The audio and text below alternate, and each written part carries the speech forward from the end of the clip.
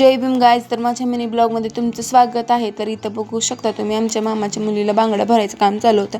आपला हळदीचा आणि संगीतचा फुल ब्लॉग, मोठा ब्लॉग येणार आहे. तर नक्की तुम्ही बघा आणि कमेंटमध्ये सांगा मला की आपला कार्यक्रम कसा झाला होता. आणि लग्नाचा पण वेगळा ब्लॉग येणार आहे. सो नक्की बघा. ते 2-3 दिवसांनी मी अपलोड करीनच. आणि असं तिला बांगड्या भरत होती आणि तिचा मी व्हिडिओ काढत होते छान असं. ती कशी दिसते कमेंटमध्ये सांगा.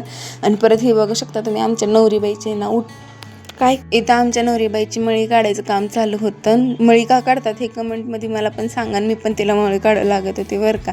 आणि ती अशी स्माईल करत होते छानपैकी. आणि त्याच्यानंतर आम्ही गेलो होतो आवरून, परत आवरायला. तर ही बघा आमच्या मामाची पोरगी आवरून बसली नाही. ती कशी दिसते कमेंटमध्ये सांगा. आणि इथं आमच्या नवरीबाईचा मेकअप चालू होता.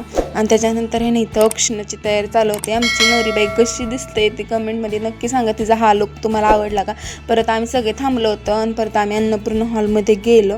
आणि मी थांबले होते ना, मी असं काहीतरी करत होते, जाऊ दे म्हटलं आता. आणि हे बघू शकता तुम्ही पुढं किती छान अशा फटाके चालू होते, कारण त्यांची एंट्री चालू होती. मला एंट्रीचं वगैरे फुल व्हिडिओमध्येच बघू शकता तुम्ही. आणि इथं हळदीचा कार्यक्रम चालू होता आणि मस्तपैकी सगळेजण हळदी वगैरे लावत होते. आणि मी काही गेले नव्हते, कारण माझी तब्येत थोडीशी ही झाली होती खराब, त्यामुळे मी काय हळदी वगैरे लावायला गेले नव्हते. तिथं बघा आमची सनम कशी करते मस्तपैकी. नाही तिथे डान्स करत होते सगळेजण. आणि डान्स वगैरे करत होते मस्तपैकी. डान्स वगैरे आम्ही बघत बसले होतो. आणि इथं बघू शकता तुम्ही ती जी नेहरी आलेली नेहरी लावायचं काम चालू होतं. आणि त्याच्यानंतर आम्ही मस्तपैकी जेवण केलं. खूप छान असं जेवण होतं. चपाती, डाळ आणि राईस मस्तपैकी जेवण वगैरे केल्यानंतर एकाने मी म्हटलं चला आता आपल्याला हळदी लावलेला व्हिडिओ घेऊ. पण मी हळदी लावायच्या व्हिडिओ घ्यायसाठी तोंड धुतलेलं, त्यामुळे काही एवढं दिसलंच नाही ना. असं तर दिसायचा एंडिंग केला. बाय.